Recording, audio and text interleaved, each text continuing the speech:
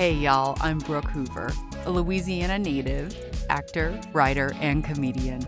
I've lost 100 pounds through diet and exercise, or shall I say, lifestyle changes. My 20-year and counting health journey has taught me that just like taking a diet pill for weight loss, body positivity doesn't magically happen overnight.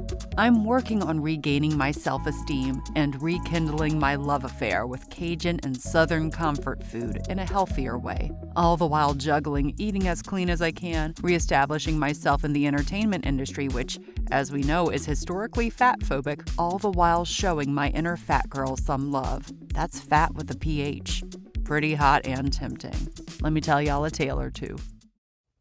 The praline, a confection South Louisiana is known for, along with king cake, naturally, and of course my beloved dobosh cake. And I say confection because it's not a cookie. It's Cajun candy, baby, as Mama would say, and usually it's given as a gift for holidays or celebration and eaten as dessert. Enjoyed great with coffee because it is so sweet. The ingredients: evaporated milk, pecans, butter, and sugar. Eat more than one and you will get turned up, y'all.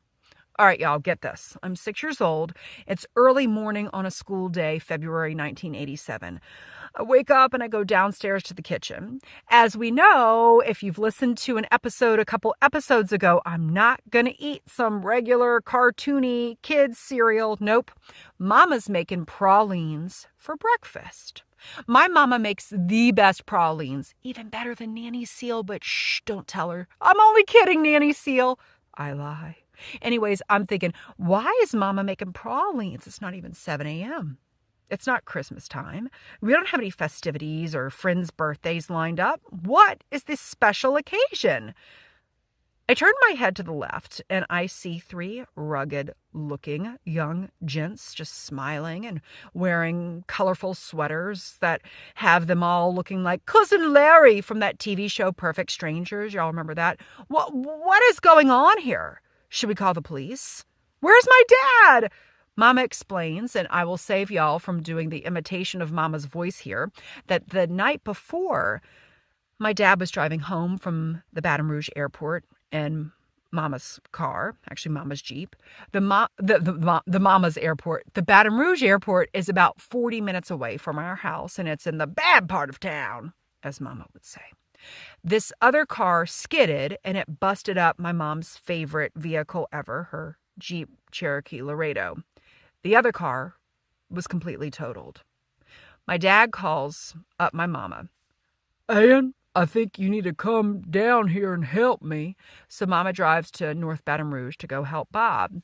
And now I have no clue who stayed with me. Perhaps my dogs, Matthew and Sniffy, just babysat me. Maybe Momma or Poppy came over, but that's besides the point. So turns out my mom and my dad felt sorry for the people whose car was just totaled, so they brought them back to our house to stay for a few nights while they sorted out their car situation. It was 3 Australian guys who were in a Toyota Corolla rental car. They had just arrived from Australia after several legs of their flight, landed at the Baton Rouge airport of all places, and they were headed west on I-10, first through Cajun country, probably to see some animals just as exotic as theirs. But y'all, I don't know what's more exotic, a nutria rat or a dango.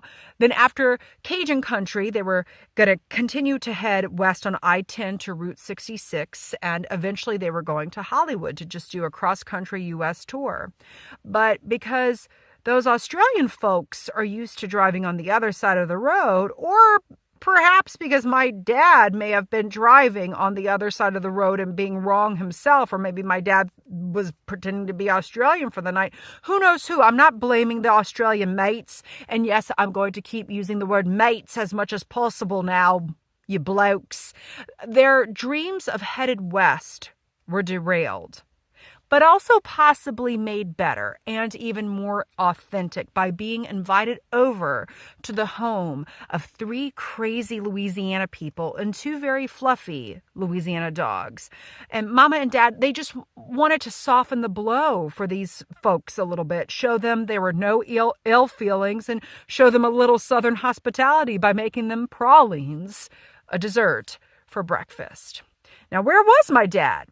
Well, a few minutes later, he arrived shortly after with a king cake from Jay's Donuts, which was down the road. They would make king cake during king cake season to share with our Australian mates. And hey, partying at 8 a.m. on a Wednesday after a car wreck at midnight the night before. That's how we do it in South Louisiana, mates. Hope that's my Australian accent. I'm pretty sure these Australian blokes told their mates back home in Sydney, "Hey mates, these Louisiana people sure are friendly and maybe a little crazy. They start their day with a sugar coma, but hey, sure tastes better than Vegemite." To this day, I wonder if those mates ever did make it out west. The point of this tale, and why I'm telling it now, y'all, is in honor of Mardi Gras. I don't yet have another king cake story to tell, but I wanted to tell the story of the praline, which is something that's almost like a lotus flower. To us, to my family, the praline is like a lotus flower.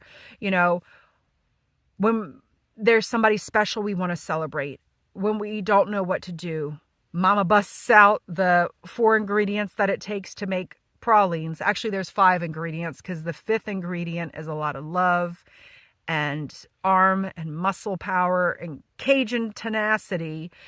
So I think that's the point, is that Mardi Gras is a celebration and pralines are a celebration. And I know in other parts of the world, in other parts of the country, not everyone celebrates the carnival season. Not everyone has that kind of Cajun joie de vivre.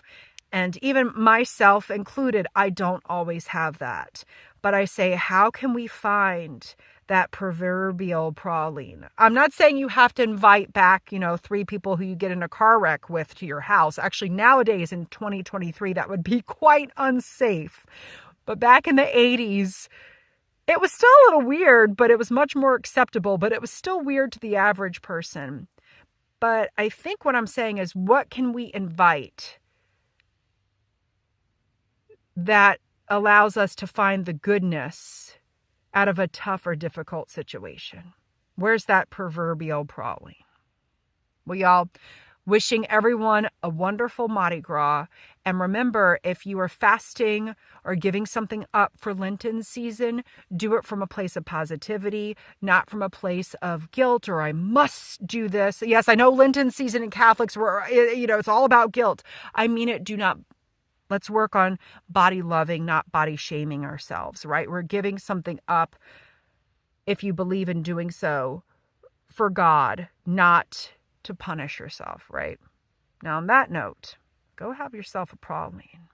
And hey, maybe one day, I think Mama might be stirring up a little praline business, so holler at me. And on that note, y'all, I also want to let y'all know I am in the midst of making some fat girl, who's that fat girl, merchandise. So be checking out my Instagram at Brooke Hoover.